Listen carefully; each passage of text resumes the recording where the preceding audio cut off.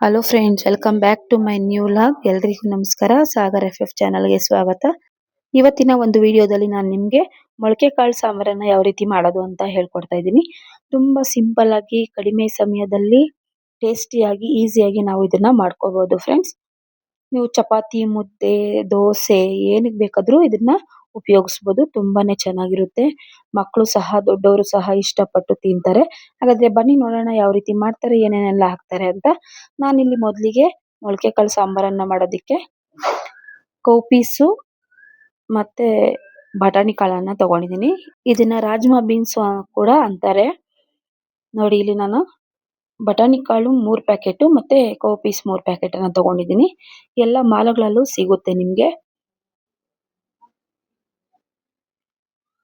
ಈಗ ಮೊದ್ಲಿನ ತರ ನಾವು ಮನೆಯಲ್ಲೇ ಮಾಡ್ಬೇಕು ಅಂದ್ರೆ ಅದಕ್ಕೆ 2 ದಿನ ನೆನೆಸ್ಬೇಕು, ಮತ್ತೆ ಬಟ್ಟೆಯಲ್ಲಿ ಕಟ್ಟಬೇಕು, ಮೊಳಕೆ ಕಾಳು ಬರೋವರೆಗೂ ಕಾಯ್ಬೇಕು. ಇವಾಗ ಆ ತರ ಏನು ಇಲ್ಲ, ರೆಡಿಮೇಡ್ ಸಿಗುತ್ತೆ ನಮ್ಗೆ. ತಗೊಂಡ್ ಬಂದು ಬೇಗನೆ ಮಾಡ್ಕೋಬಹುದು.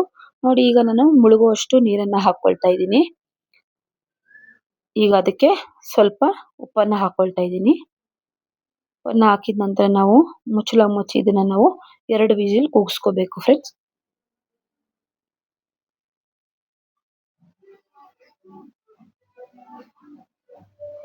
ನೋಡಿ, ಈಗ ನಾನು ಮುಚ್ಚಳ ಮುಚ್ಚಿ ಇದನ್ನ 2 ವಿಸಿಲ್ ಕೂಗಿಸ್ಕೊಳ್ತಾ ಇದ್ದೀನಿ.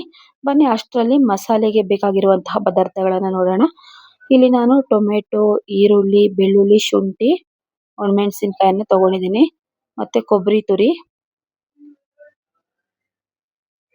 ಕೊತ್ತಂಬರಿ ಸೊಪ್ಪು 1 ಕಪ್ ಅಷ್ಟು, 1 ಟೇಬಲ್ ಸ್ಪೂನ್ ಅಷ್ಟು ಅರಿಶಿನ, ಸಾಸಿವೆ, ಕರಿಬೇವು. ಈಗ ನೋಡಿ, ಸ್ಟವ್ ಮೇಲೆ ಚಿಕ್ಕದೊಂದು ಬಾಣಲಿಯನ್ನ ಇಟ್ಕೊಂಡಿದ್ದೀನಿ. ಅದಕ್ಕೆ ಎಣ್ಣೆಯನ್ನ ಹಾಕೊಳ್ತಾ ಇದ್ದೀನಿ. ಎಣ್ಣೆ ಕಾದ ನಂತರ ನಾವು ಅದಕ್ಕೆ ಈರುಳ್ಳಿ, ಬೆಳ್ಳುಳ್ಳಿ ಮತ್ತೆ ಶುಂಠಿಯನ್ನ ಹಾಕೊಳ್ಳೋಣ. ಮತ್ತೆ ಒಣಮೆಣಸಿನಕಾಯಿಯನ್ನು ಸಹ ಹಾಕಿ ನಾವು ಇದನ್ನ ಲೈಟ್ ಗೋಲ್ಡನ್ ಕಲರ್ ಬರೋವರೆಗೂ ಇದನ್ನ ಫ್ರೈ ಮಾಡ್ಕೋಬೇಕಾಗುತ್ತೆ. ನೀವು ಎಷ್ಟು ಚೆನ್ನಾಗಿ ಇದನ್ನೆಲ್ಲ ಫ್ರೈ ಮಾಡ್ಕೊಳ್ತಿರೋ ಅಷ್ಟು ಚೆನ್ನಾಗಿ ಸಾಂಬಾರು ತುಂಬಾನೇ ಚೆನ್ನಾಗಿ ಬರುತ್ತೆ.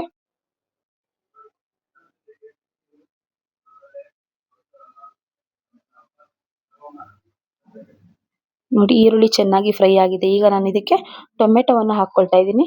ಟೊಮೆಟೊನು ಸಹ ನಾವು ಚೆನ್ನಾಗಿ ಬೇಯೋವರೆಗೂ ಇದನ್ನ ಫ್ರೈ ಮಾಡ್ಕೋಬೇಕು. ಈಗ ಕೊತ್ತಂಬರಿ ಸೊಪ್ಪನ್ನು ಹಾಕೊಳ್ತಾ ಇದ್ದೀನಿ.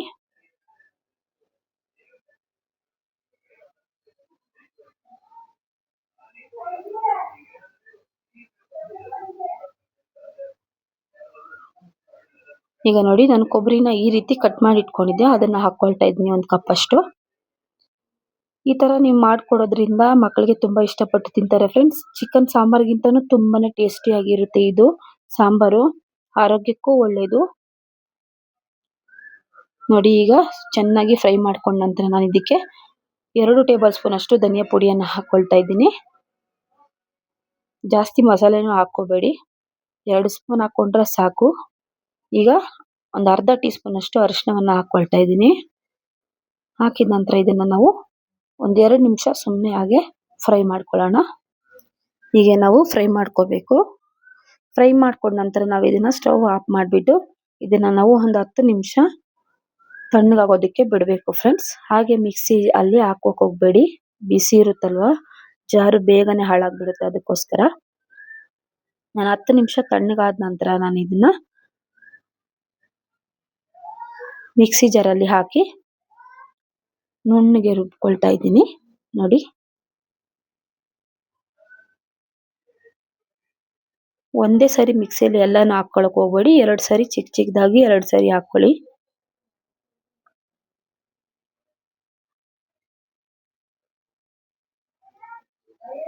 ಇದಕ್ಕೆ ನಾವು ಸ್ವಲ್ಪ ನೀರನ್ನ ಮಿಕ್ಸ್ ಮಾಡ್ಕೊಳ್ಳೋಣ.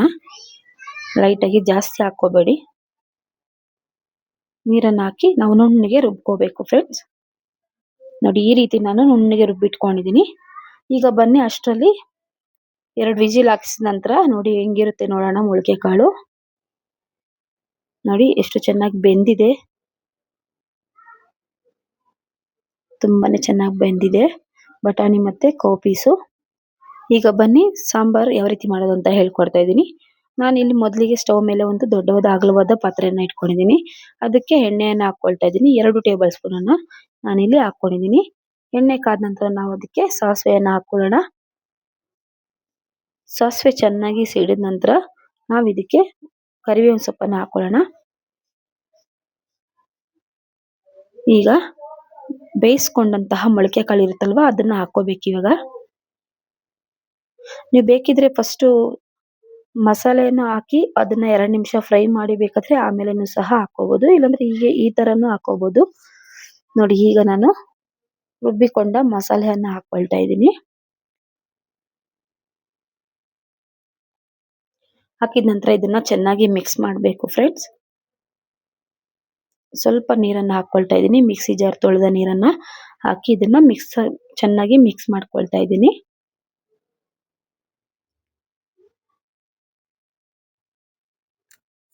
ನೋಡಿ, ಈಗ ಇದಕ್ಕೆ ಆಗ್ಲೇ ಸ್ವಲ್ಪ ಉಪ್ಪನ್ನ ಹಾಕಿದೆ. ನೀವು ನೋಡ್ಕೊಳ್ಳಿ, ನೋಡ್ಕೊಂಡು ಕಡಿಮೆ ಹಾಕೊಳ್ಳಿ, ಒಂದೇ ಸರಿ ಹಾಕೋಬೇಡಿ. ಈಗ ಮತ್ತೆ 1 ಟೇಬಲ್ ಸ್ಪೂನ್ ಅಷ್ಟು ಗರಂ ಮಸಾಲ, 1 ಟೇಬಲ್ ಸ್ಪೂನ್ ಅಷ್ಟು ಚಿಕನ್ ಮಸಾಲವನ್ನ ಹಾಕೊಳ್ತಾ ಇದ್ದೀನಿ. ಇಷ್ಟೇ, ಬೇರೆ ಏನು ಹಾಕೋದೇನು ಬೇಡ ಫ್ರೆಂಡ್ಸ್. ತುಂಬಾನೇ ಚೆನ್ನಾಗಿ ಬರುತ್ತೆ ಮೊಳಕೆ ಕಾಳು ಸಾಂಬಾರು. ಇದನ್ನ ನೀಟಾಗಿ ನಾವು ಮಿಕ್ಸ್ ಮಾಡ್ಕೊಳ್ಳೋಣ. ಸಾಂಬಾರಲ್ಲಿ ಚಿಕನ್ ಮಸಾಲ ಮತ್ತೆ ಗರಂ ಮಸಾಲ ನೀಟಾಗಿ ಮಿಕ್ಸ್ ಆಗೋ ರೀತಿ ನಾವು ಮಿಕ್ಸ್ ಮಾಡ್ಕೋಬೇಕು.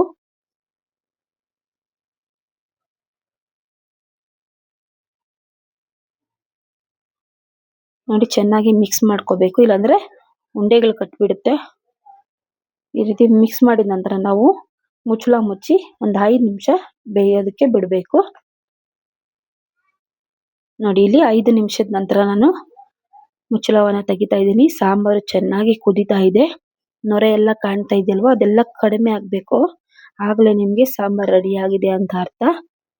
ಈ ತರ ನೀವು ಆಗಾಗ ಕೈ ಆಡಿಸ್ತಾನೆ ಇರ್ಬೇಕು ಫ್ರೆಂಡ್ಸ್, ಯಾಕಂದ್ರೆ ತಳ ಹಿಡಿದ್ಬಿಡುತ್ತೆ. ಅದಕ್ಕೋಸ್ಕರ ಈ ತರ ಮಿಕ್ಸ್ ಮಾಡಿದ ನಂತರ ನೀವು ನೋಡ್ಕೊಳ್ಳಿ. ನೋಡಿ, ಹೀಗೆ ನೊರೆ ಎಲ್ಲ ಕಾಣ್ತಾ ಇದೆಯಲ್ವಾ, ಅದೆಲ್ಲ ಕಡಿಮೆ ಆಗ್ಬೇಕು. ನೋಡಿ, ಚೆನ್ನಾಗಿ ಸಾಂಬಾರ್ ಕುದೀತಾ ಇದೆ, ನೊರೆ ಎಲ್ಲ ಕಮ್ಮಿ ಆಗಿದೆ. ಇಷ್ಟೇ ಫ್ರೆಂಡ್ಸ್, ಮೊಳಕೆ ಕಾಳು ಸಾಂಬಾರು. ನಾನು ಇದನ್ನ ಅನ್ನದ ಜೊತೆ ಹಾಕಿ ತಿಂತಾ ಇದ್ದೀನಿ.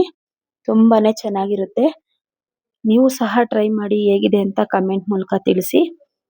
ಹಾಗೆ ವಿಡಿಯೋ ಇಷ್ಟ ಆಗಿದೆ ಅಂತ ಅನ್ಕೊಳ್ತಾ ಇದ್ದೀನಿ. ಇಷ್ಟ ಆಗಿದ್ರೆ ದಯವಿಟ್ಟು ಲೈಕ್ ಮಾಡಿ, ಶೇರ್ ಮಾಡಿ, ಸಬ್ಸ್ಕ್ರೈಬ್ ಮಾಡಿ ಅಂತ ಕೇಳ್ಕೊಳ್ತಾ ಇದ್ದೀನಿ. ಇವತ್ತಿಗೆ ಈ ವಿಡಿಯೋನ ಇಲ್ಲಿಗೆ ಎಂಡ್ ಮಾಡ್ತಾ ಇದ್ದೀನಿ ಫ್ರೆಂಡ್ಸ್.